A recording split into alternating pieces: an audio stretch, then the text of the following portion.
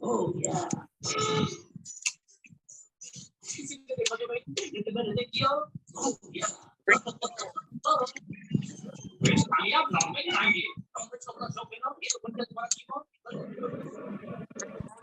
अभी तुम्हारा जूस निकालना हो ये तुम्हें दो घंटे सिगरेट का सामान को बढ़ती है पुलिस को इसको बुलाकर तो नहीं करती जज्बात में हमें थोड़ा बहुत हमारे कोई खाने के लिए छोड़ा hello guys enjoy the party सब बर्बाद करके खाए के गुटिया निकल गया हमारी तरह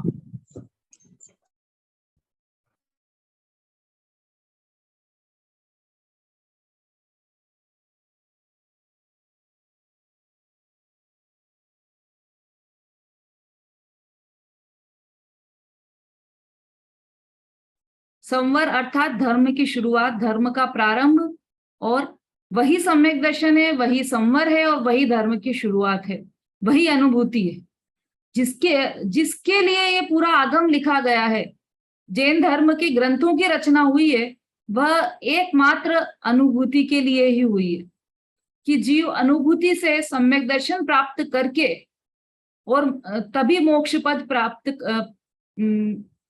कर सकता है, मोक्ष का प्रारंभ हो सकता है। मोक्ष का प्रारंभ अर्थात संवर, मोक्ष का प्रारंभ अर्थात अनुभूति, संवर अर्थात अनुभूति, संवर अर्थात सम्यक दर्शन या संवर अर्थात मोक्ष का प्रारंभ। समकित, अनुभव, इतने सारे नाम जिनागम में आए हैं इसके लिए। स्वानुभूति, और इसी के लिए ये सब जिनागम की रचना हुई है। एकमात्र यही लक्ष्य है कि प्रत्येक जीव आत्म स्वभाव को प्राप्त करे, अर्थात आत्मानुभूति करे। यही लक्ष्य है जिनवाणी माता का भी, और हमारा भी यही लक्ष्य होना चाहिए। तो संवर ऐसा ही तत्व है कि जिसे हमें प्राप्त करना है। अभी पहले यहाँ पर हम बंध की बात कर रहे हैं, हाँ हमारी नाव की बात चल रही थी, तो ये संवर हो गया। और उसके बाद निर्जरा, मतलब संवर मतलब कर्मों को रोक देना, कर्मों को आने से रोक देना, वह कहलाता है संवर।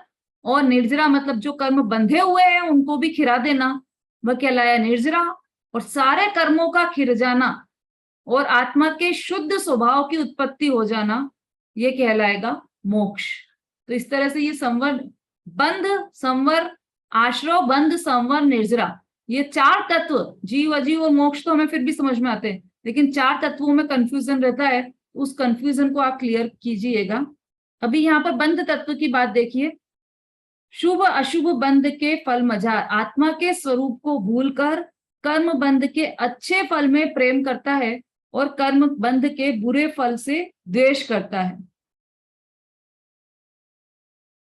अब फल लिया है यहाँ पर, कर्म बंध, देखो दो शब्द लिए हैं, बंध और फल दोनों लिया है।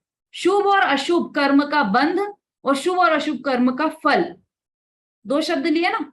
तो ये दो शब्द क्यों आए हैं कि जैसे हमने शुभ अशुभ कर्म बांधा, कोई हमने किसी के प्रति मायाचारी का भाव रखा कि नहीं उसको नहीं बताते हैं, अपन उससे छुपा लेते हैं, ऐसा मायाचारी का भाव हमने रखा, वो उस भाव के कारण, उस परिणाम के कारण हमें कर्म बंधा। कौन सा कर्म बंधा, शुभ या अशुभ? उससे तो अशुभ कर्म ही बंधा ना मायाचारी के परिणाम से, तो अशुभ कर्म बंध गया। अब इस जन्म में नहीं तो अगले जन्म में या और किसी जन्म में वह हमें उदय में आया। उदय में कैसे आया कि हमारे साथ भी दगा हुआ, हमारे साथ भी चोरी हुई, किसी ने हमारा एटीएम कार्ड की कॉपी कर ली और हमारा सारा अकाउंट में से पैसा निकाल लिया।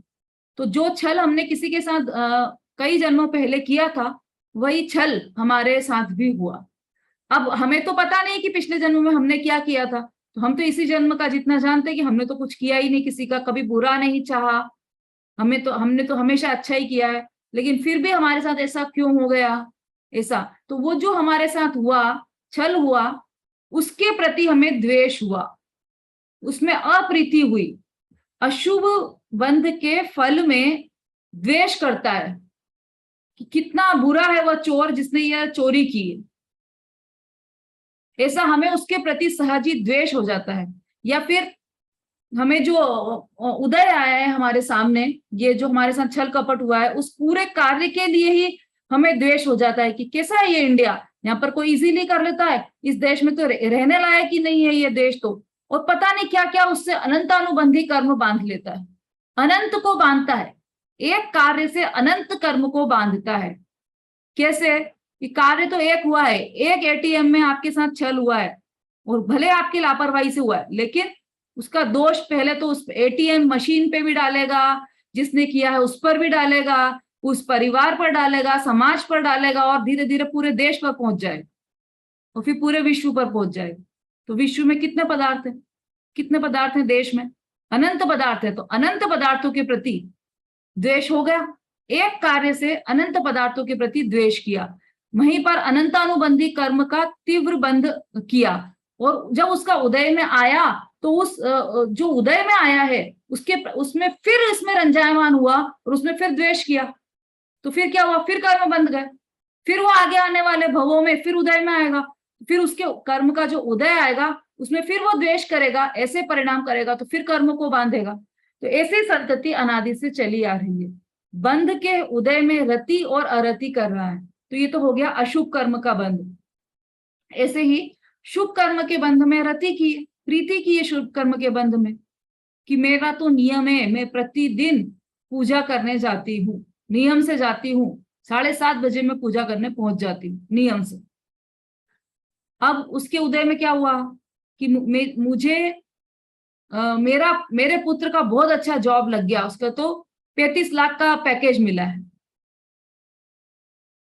तो इसको क्या लगता है कि ये जो उदय आया है वह मेरे शुभ परिणामों से, देखो मैंने कैसा पुण्य बांधती हूँ, मैं विधान आदि कराती रहती हूँ, तो उसके उदय में यह मेरे पुण्य फला और ये पुण्य का फल आया है मुझे।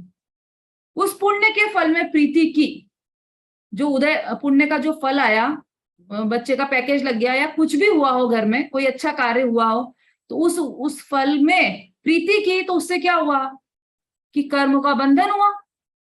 उस फल में प्रीति करने से कर्मों का बंध हुआ, तो दोनों में ही बंध हुआ। चाहे शुभ भाव में प्रीति करे, मतलब शुभ बंध के उदय में प्रीति करे, चाहे अशुभ बंध के उदय में प्रीति करे, दोनों में ही हुआ तो बंध ही, संवर तो नहीं हुआ, दोनों में बंध हुआ। अब इसने क्या किया, हमने क्या किया कि इस बंध में प्रीति करने को अच्छा मान लिया। शुभ अशुभ बंध के फल मझार, रति अरति करे निज पद विसार। अपने स्वभाव को भूलकर उसके फल में प्रेम करता है और द्वेष करता है। अच्छी सामग्री मिल गई, एयर कंडीशन लग गए घर में, हमारी ऐसी हमारा पुण्य का उदय आया कि खूब पैसा आया घर में और पूरा घर सेंट्रली एयर कंडीशनड हो गया। अब उसमें प्रीति करे, देखो मेरा कितना अच्छा हुआ, मेरा कितना अच्छा हुआ। उस फल में प्रीति की तो भी बंध किया कर्मों का, जो कर्म आश्रय भी हुआ और बंध भी हुआ, और उसके अशुभ के फल में प्रीति करी तब भी कर्म का बंध हुआ। तो और दोनों के बंध के उदय में प्रीति और अप्रीति की, उससे भी कर्म का बंध हुआ। तो ये बंध तत्व की भूल क्या है कि दोनों के फल के उदय में प्रीति और अप्रीति करना, ये बंध तत्व की भूल है। तो ये भूल है, तो वास्तविकता क्या है ना। देखो वास्तविकता इसमें तीसरी ढाल में दी है, क्या है बंध का स्वरूप, तीसरी ढाल में क्या दिया है, लाइनें क्या है वो,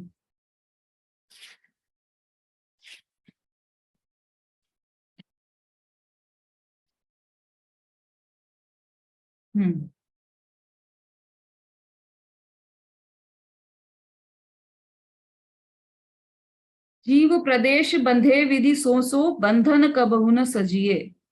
ये इसमें और भी कहीं पर आया ना,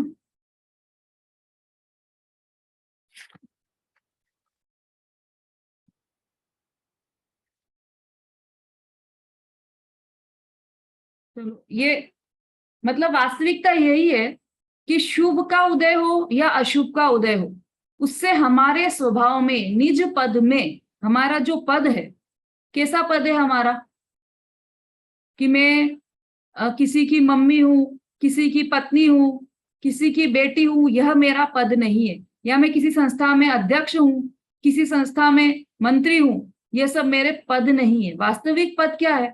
पद तो वह होता है जो एक बार ग्रहण करें तो कभी छूटे नहीं। ये सारे पद तो छूटने वाले हैं, हमारे साथ जाने वाले नहीं है। और हमारे साथ क्या, अभी इसी जन्म में छूटने वाले हैं ये तो ये पद नहीं है। वास्तविक पद क्या है कि निज पद ही मेरा असली पद है। कौन सा है मेरा निज पद? कि मेरा जो स्वभाव है, अनंत गुणों का जो परिवार है, उसका मैं स्वामी हूं, यही मेरा असली पद है। निश्चय से यही मेरा पद है। इस पद को तो हम भूल गए और शुभ और अशुभ बंध के फल में प्रीति और अप्रीति करने लगे। मतलब हम कुछ का कुछ समझने लगे, वो है कुछ और हम समझने कुछ और लगे। एक बार क्या हुआ कि एक 4-5 डॉक्टर्स एक साथ कहीं जा रहे थे और उन्हें सामने से आता हुआ एक व्यक्ति दिखाई दिया जो कि लंगड़ा लंगड़ा कर चल रहा था। तो एक डॉक्टर ने कहा कि हो ना हो इसके पैर में फ्रैक्चर हुआ है। दूसरे डॉक्टर ने कहा कि नहीं नहीं, फ्रैक्चर नहीं लग रहा है, इसके पैर में मोच होगी। तीसरे डॉक्टर ने कहा कि ये कोई इसका कोई मसल पुल हुई है, इसलिए वो ऐसे लंगड़ा लंगड़ा कर चल रहा है। चौथे डॉक्टर ने कुछ और कहा। ऐसे सारे डॉक्टर्स चर्चा कर रहे थे। इतने में वो आदमी पास में आ गया और उस आदमी ने उनसे क्या पूछा, डॉक्टर्स लोगों से, कि अरे अरे भैया, कोई आसपास कोई मोची है क्या? क्या क्या समझ रहे थे वो, और क्या निकला कि उसकी जरा सी चप्पल टूटी थी और वो क्या समझ रहे थे कि इसके तो फ्रैक्चर हुआ है। ऐसा हम अनादि से कर रहे हैं कि हमारे साथ क्या हो रहा है और हम क्या समझ रहे हैं।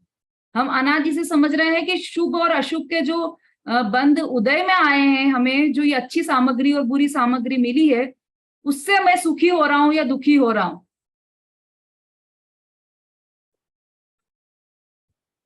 लेकिन वास्तविकता यह नहीं है, क्योंकि जो ज्ञानी जीव रहते हैं वह कैसा भी उदय हो सुखी रह लेते हैं, और अज्ञानी जीव हो वह कैसा भी उदय हो दुखी रह लेते हैं। है ना, ऐसा देखते हैं ना अपन। अज्ञानी जीव हो तो वह स्वर्ग में भी रहे तो भी दुखी ही रहेगा। उसे हमेशा लगता, अरे मेरी माला मुरझा गई, अब मेरा ये वैभव छूट जाएगा तो मेरा क्या होगा, मैं पता नहीं किस गति में जाऊंगा। ऐसे विचार कर करके दुखी होता रहता है। और जो ज्ञानी जीव रहता है वह नरक में भी रहता है तो सुखी ही रहता है। कौन है नरक में ज्ञानी जीव?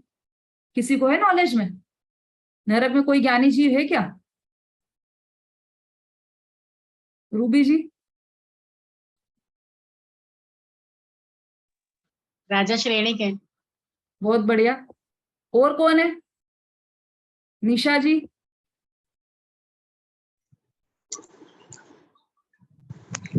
अच्छा मैं बताऊं, रावण, लक्ष्मण। बहुत बढ़िया, श्री कृष्ण। बिल्कुल सही, बहुत अच्छा। ये इतने सारे, ये सभी ज्ञानी जीव हैं और अभी वर्तमान में नरक में। तो उनको दुख हो, वो दुखी है कि सुखी है? कि वो वहां पर भी अतीन्द्रिय सुख का पान कर रहे हैं। क्यों? उनके साथ वो नहीं, क्या उनके लिए कोई अलग से रूम बनाया है क्या? जैसे मंत्रियों के लिए जेल में एक एसी रूम की व्यवस्था की जाती है, जहां पर सारी सुविधाएं, ऐसी व्यवस्था की जाती है ना? ऐसे ज्ञानियों के लिए नरक में अलग व्यवस्था होती होगी, अलग से कोई ऐसा स्वर्ण महल बनाया जाता होगा कि जिसके अंदर सारी सुविधाएं हों। तो ज्ञानी जीव कहाँ रहते हैं? ज्ञानी जीव भी उसी मारकाट के बीच में रहते हैं, जो नरक का स्वरूप हमने समझा था ना पहली ढाल में। वैतरणी नदी, सेमर तरु दल जुत असी पत्र, ऐसे पत्तों के नीचे ज्ञानी भी बैठते हैं। उनके भी शरीर के 2 टुकड़े हो जाते हैं। असुर कुमार उनको भी भिड़ाते हैं, दूसरे जीव आकर उनको भी मारते हैं, काटते हैं। वहां पर सब चल रहा है, वही परिस्थितियां हैं। लेकिन वहीं पर अज्ञानी जीव अनंत दुखी है और ज्ञानी जीव अतीन्द्रिय सुख का पान कर रहे हैं। इसका मतलब क्या निकालें?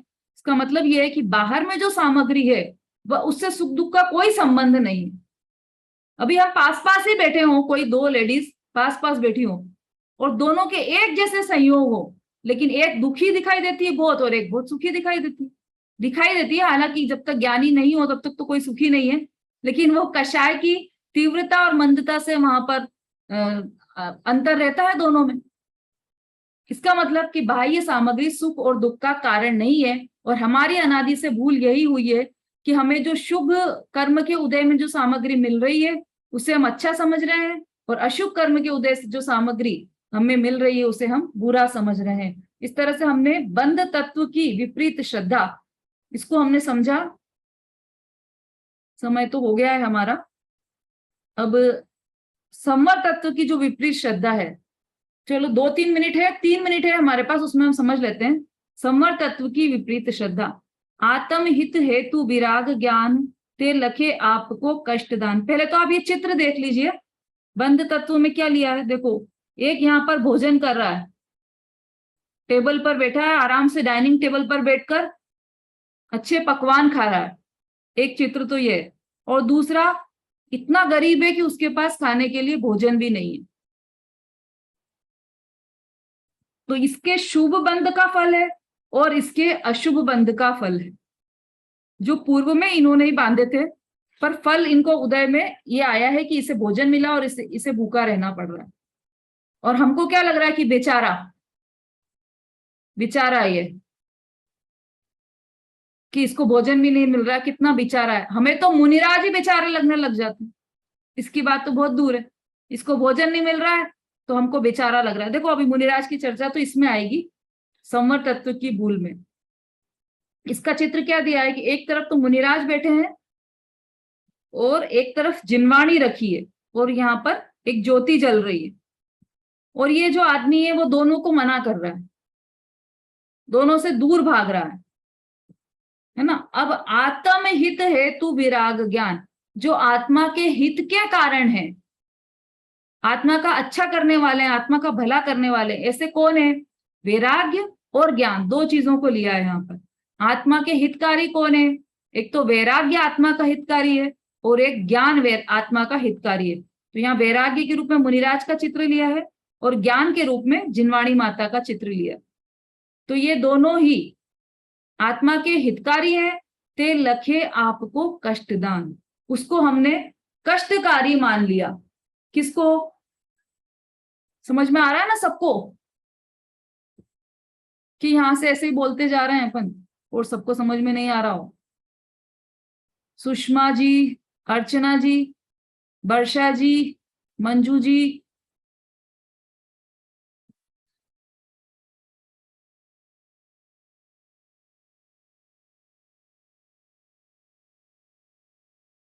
निशा जी, दो निशाएं हैं,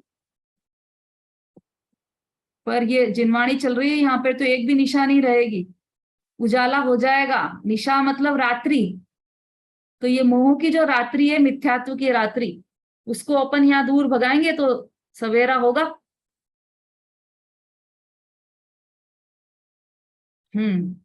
अभिलाषा जी, नंदिता जी, समझ में आ रहा है सबको बराबर? हाँ, ये जो संवर तत्व की भूल है, इसमें क्या हुआ? वैराग्य और ज्ञान को कष्टकारी मान लिया हमने। देखो इसके अन्वयार्थ में देखो, राग द्वेष का अभाव अर्थात अपने यथार्थ स्वभाव में स्थिरता रूप सम्यक चारित्र और सम्यक ज्ञान, और ब्रैकेट में लिया है सम्यक दर्शन, आत्मा के हित के कारण है, उन्हें आपको आत्मा को दुख देने वाले मानता है। सम्यक दर्शन, सम्यक ज्ञान और सम्यक चारित्र तीनों आ गए इसमें। वैराग्य में आ गया सम्यक चारित्र और ज्ञान में आ गया सम्यक ज्ञान। लेकिन सम्यक ज्ञान सम्यक दर्शन के बिना नहीं होता, इसलिए सम्यक दर्शन और सम्यक ज्ञान दोनों इसमें आ गए, और वैराग्य में आ गया सम्यक चारित्र। अब इन सम्यक दर्शन, सम्यक ज्ञान और सम्यक चारित्र तीनों का एक नाम है, वह नाम कौन बताएगा?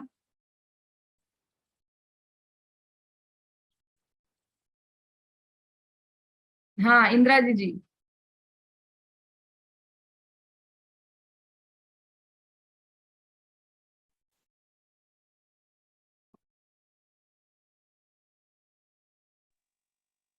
रत्नत्रय। रत्नत्रय, बहुत बढ़िया, बहुत सुंदर। ये जो रत्नत्रय है, इनको हमने कष्टकारी मान रखा है।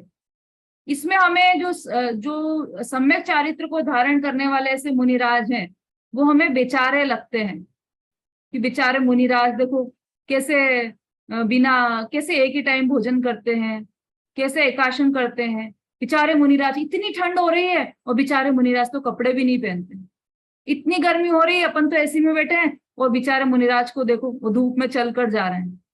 हमें बेचारे दिखाई देते हैं। और वास्तविकता क्या है कि वो तो अपने आत्मा के आनंद में गोते लगा रहे हैं।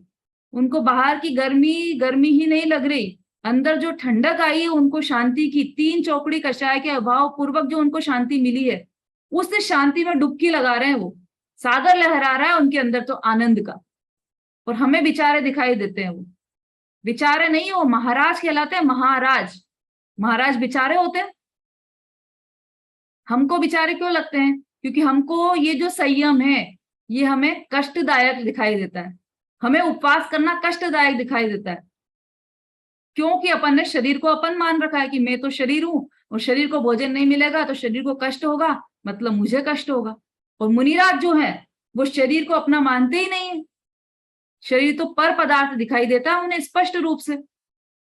मैं तो जीव चैतन्य तत्व पदार्थ हूं, ऐसा उन्हें पूरा भान होता है। इसलिए उन्हें वह कष्टदायक नहीं लगता, और हमें यह भान नहीं है इसलिए हमें यह कष्टदायक दिखाई देता है।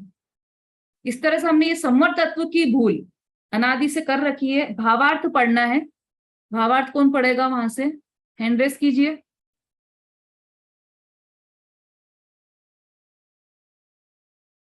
नंदिता जी।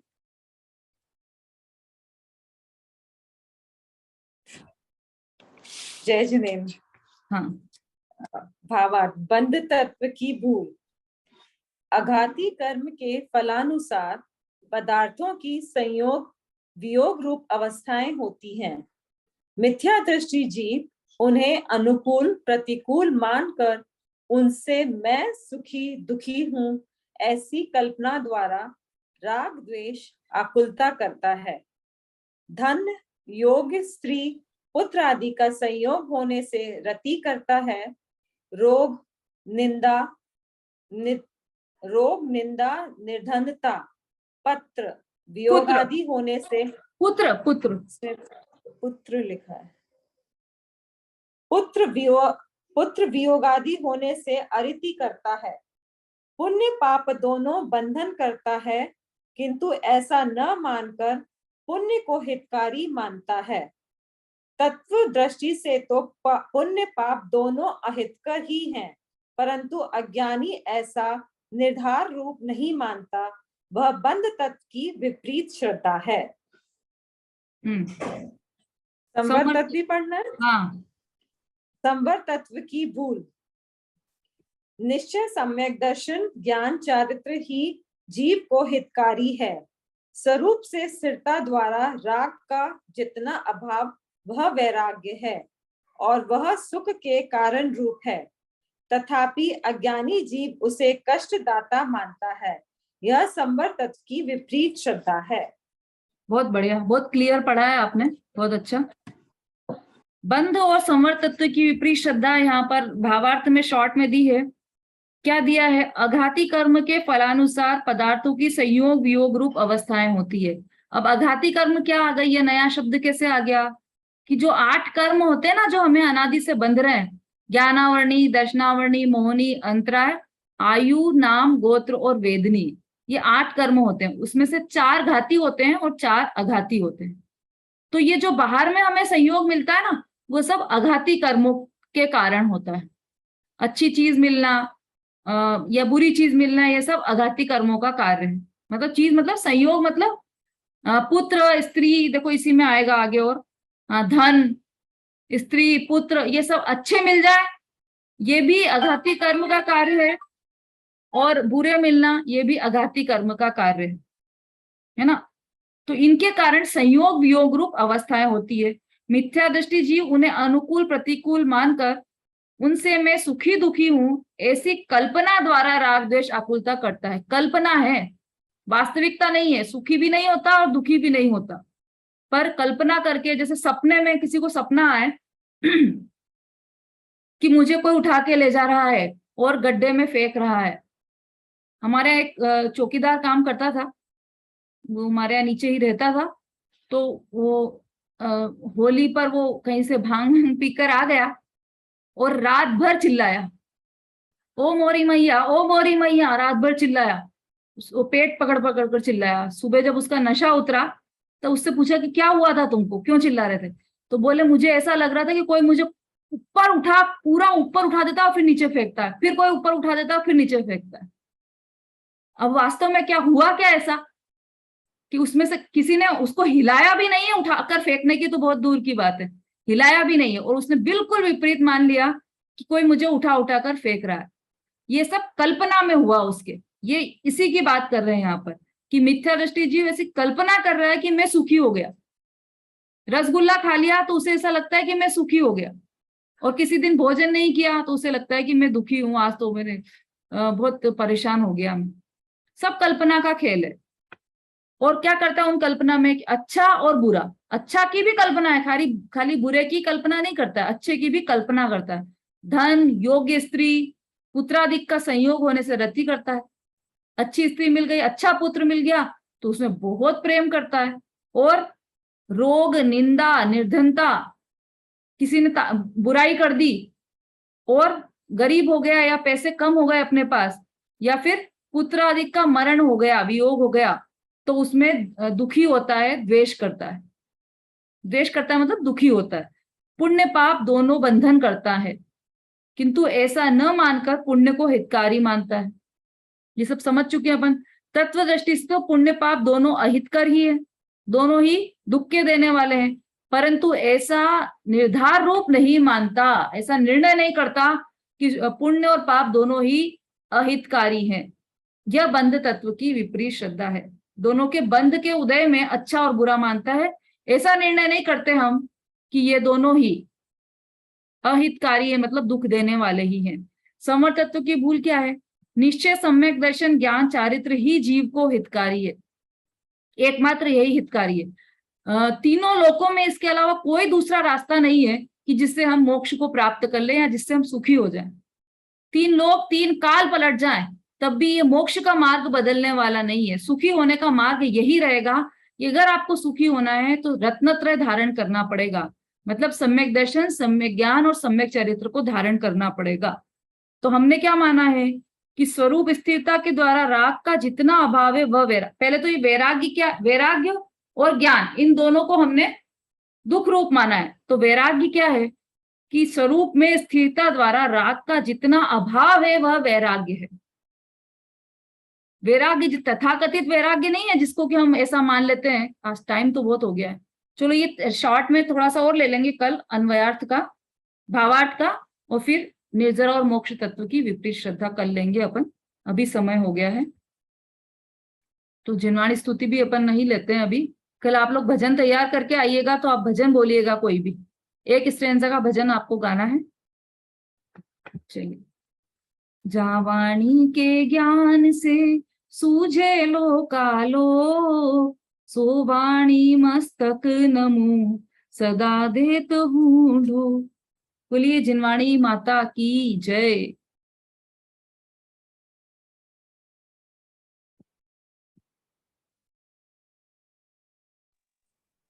जय जिनेन्द्र जय सभी जिनेन्द्र सभी को। जय जिनेन्द्र, जय जिनेन्द्र, जय जय जिनेन्द्र सभी को, जय जिनेन्द्र सभी को, जय जिनेन्द्र। सभी को जय जिनेन्द्र, जय जिनेन्द्र सभी को।